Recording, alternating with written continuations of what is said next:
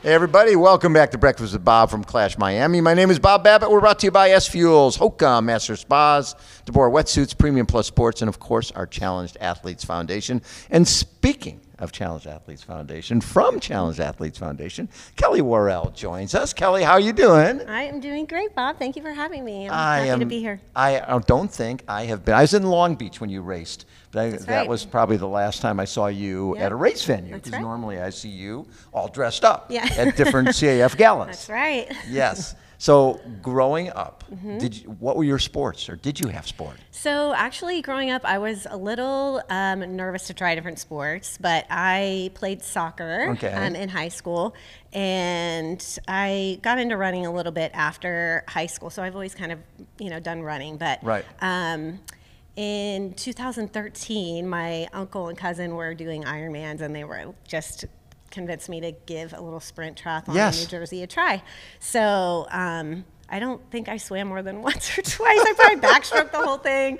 I borrowed a bike that I could barely, I don't think I could shift gears or, hold the brakes right. So did you ride with one arm? So I can hold on barely with one finger on this side, but I can't reach the brakes or the gears. So everything's on the other side. So well, I got a grant years later. Once I became addicted to triathlon, I learned about CF, and I actually got a grant for a bike that would actually work for you. That worked for me, and I was able to race and switch gears for the first time, and I'll never forget that because I had raced a few when I had my new bike and I was able to switch gears.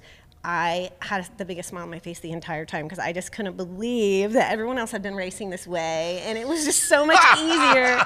I thought I was it felt like cheating that I could actually switch gears, but yeah. So, but that's how I got my start, from relatives. That is so funny. So you're in one gear, and if you're climbing or going down, so you're going down at 200 RPM, you're going up at 5 RPM, and you're going, oh, well, this must be what everybody's dealing with, as they're going by like you're standing still. Yeah. And then you're like, oh my God, this is the greatest thing ever. It was. I actually kind of feel like that now too, because I just got a new bike. So this weekend I'll be racing a maiden voyage? A tri-bike for the first time. I've raced a roadie in my whole... You've never had a tri-bike? Never.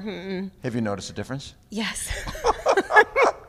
Feels like a rocket. That is so cool. Yeah, so I'm super excited about riding on this course and having the first time out on that bike. So as a kid, were there adaptive sports? Were you involved with that, or just mainstream? No, mainstream. I'm, an older generation. I'm one of the oldest racing right now, I think, from the 35, US. 36? Yeah, right.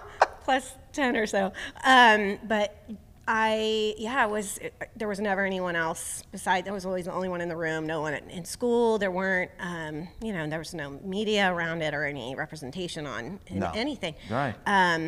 So, the gym teachers, I was lucky in high school, like my soccer coach she would just say, figure it out. Like if it was push-ups, figure it out. My last name was Casey, figure it out, Casey, one arm, I don't care, do it. So. But that's cool. You're just like, listen, I don't know. Right. You figure it out, and I'll support you whatever you do. Yeah, and we would try modifying things just to make things easier, like in my household and stuff. But no, there was no adaptive sports that I had ever heard of. I didn't learn about it until my late 30s. So it just makes my heart so happy now for the younger generation that they have each other and these young kids that are now bringing in younger kids, and it's just unbelievable. So it's really important. When you come to SDTC and you see 150 challenged little Kellys, and you're realizing that they have community and they have sports, and I think people tend to underestimate the power of sport. Oh, it's so important. It really is. And even, not just for the kids themselves to see, even, speaking from experience in my later life, just being around other people and learning what they've, what they've figured out, and it's just something, it's just important. You really need to have it, people that you can relate to, and you can explain things to people, but until they're in the situation, it's hard. It's so, but yeah, for the younger kids, and just watching them watch others when they think they can't do something, and then they walk into a room and there's these athletes that, are missing 4 limbs, that are competing in 10 sports and bringing medal after medal, and they're like, oh, okay, I can do this, and then having mentors, and it's amazing. Yeah, it's so important. Well, and you've been exposed to Melissa Stockwell and Haley I sure have. And Elisa Seeley. So you've seen these guys who are all podium from the Paratriathlon. Yes. And when you found out this silly sport of triathlon is in the Paralympic Games, which I'm sure as a kid you had no idea what the hell that was, I didn't. right? No. So I always attest that what makes our athletes so strong and powerful is you can't blend. When you leave the house, if you're in a wheelchair, you've got an arm that's an issue, you're a leg amputee, the spotlight is on you. You either embrace it or you shrink from it. So you obviously embraced it. Yes, and you know, the older that I've gotten, the more confident, and you know, in fact, Paratri has really made me so much more confident. Right. You know, just being around other people and so it's great, and having mentors. The whole team, every person in paratriathlon has just been so incredibly supportive, and when you start, they've all, especially Melissa, and she was my coach for 4 years, just learning so much from them, and just sharing so many things that are so helpful and just always encouraging and now motivating. I see when I look at 2023, you had what? No, actually 16 starts, not just in 2023, but you're 16 starts on the circuit. 10 podiums, 1 win. Yes. Yeah, that's pretty damn impressive. And this year, Paracup Toronto, 4th, Paracup Long Beach, 2nd, 5th in the Para Series Montreal, 4th in Yokohama, 3rd in Devonport. That's a good season. Yeah. Was this your best season, you think? No. What? I don't, like last year was interesting. I was in a transition with my swim, and mentally I wasn't, last year, I mean, had some good races, but I feel I'm in a different place this season. I feel more confident. We've tweaked some things, and I feel like I just feel a spark I haven't felt in a couple of years. So that's cool. I'm super excited. Yeah, but last year, I mean, there was a lot of learning happening. Some things we switched up with my swim, and had to take a step back, you know, for a couple things with timing, and it was challenging. But I showed up and crossed finish lines and start lines and learned a lot. And but when you make change, a lot of times you're going to go backwards before you go forward, right? Especially swim stroke type of things. It's a patience game, and patience for any athlete that's the 4th event, and it's hard. It sure is. Yeah. So what's exciting about this weekend here is we've got the World Cup athletes, we've got the para athletes, we've got the athletes who are doing the T100 on Saturday. It's such a cool mix of athletes here, and on Friday morning you guys go off, and whoever wins your category punches their ticket to Paris. They do, yes. That means, like, I love things that are cut and dry. I know. Like, rather than this politician votes for this, no, we want cut and dry. And I'm guessing you like that. Yeah. Who do you need to beat? Well, Kelly Emlinger, she's already punched her ticket. She's already in, right? She's an incredible athlete, and I look up to her so much. She's taught me so much. So, I mean, there's I actually think this is the only category that have 4 athletes that are, you know, in the top, say, 10 right now. So, and we're all competing 4 in the top together. 10 in the world. Yes. Oh my God. And the PT4 from the US. So it's I had the athletes that I'm competing against are super strong, awesome athletes that I look up to and I love racing against, and we push each other, and so yeah, it's gonna be a great race. So are some of these people a little junior to you? Yes, much junior. I mean, you're what, 46? I've just turned 47 like 47. 2 weeks ago, yes. So some of these kids are probably in their early 20s. Yes, well, Emma Myers is, I don't think she turned 18 yet. So oh she's my God. Literally the same age as my son. Yeah. Oh my God, 18 years old. Yes, she's senior, yeah. Wow. Yeah, it's been so fun watching her grow as an athlete too over the last couple of years. But the cool part is, you're 47 years old, you're competing with 18-year-olds.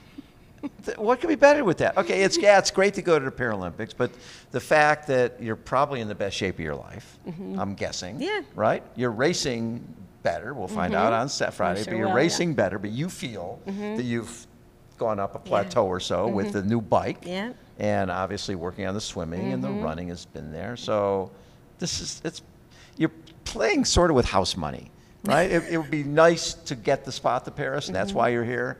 But just the fact that you're still doing this, so, yeah, right? Great. No, it's wonderful. I know, I love it.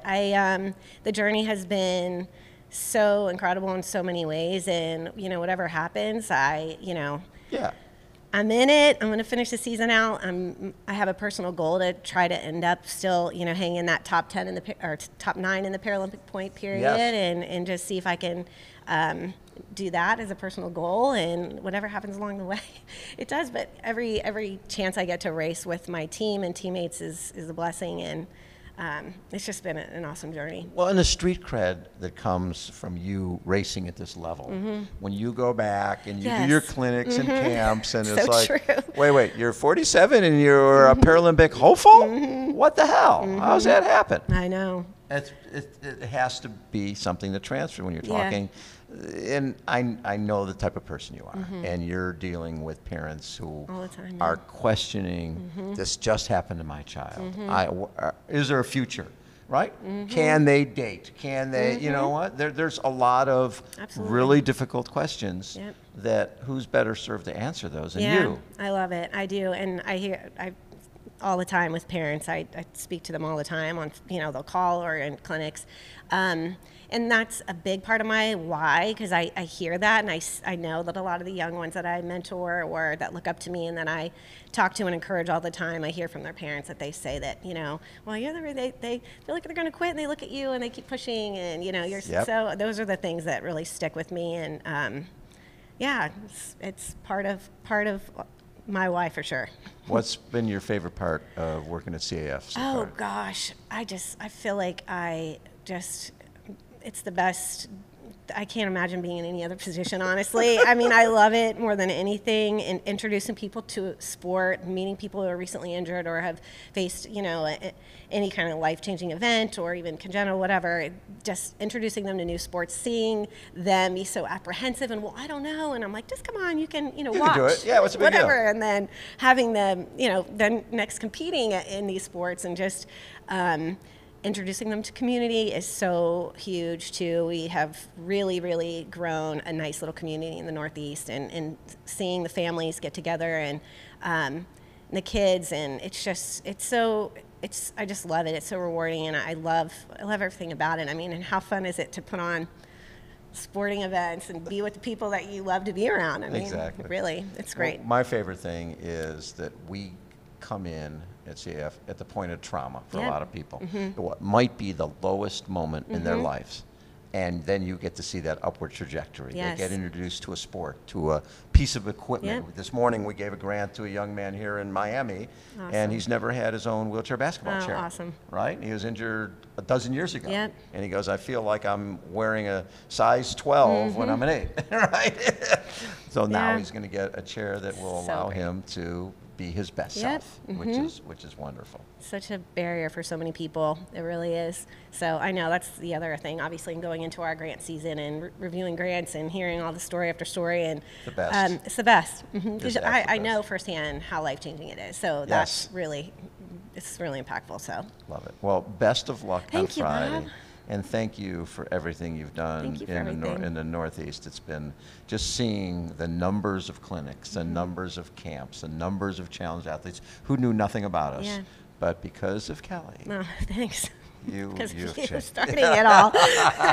You've changed a lot of lives. Oh, well, thank you. You have too. And kick some butt on Friday. I'm going to do Don't my be best. nice to those girls. I'm going to Take them down. I'm ready. Pay Kelly earlier, like $100 to go to breakfast somewhere. What the hell? Hey, I'll offer her a trip to Disney World, just not to show up. Then you get your spot to Paris, and everybody's happy. Oh, if it were only that easy. Kelly Worrell has been our guest, everybody. Again, Breakfast with Bob. Day 1 is completed. Tune in tomorrow. We're going to have a full day of interviews. Thanks, everybody, for supporting us, and we will catch you tomorrow. See ya.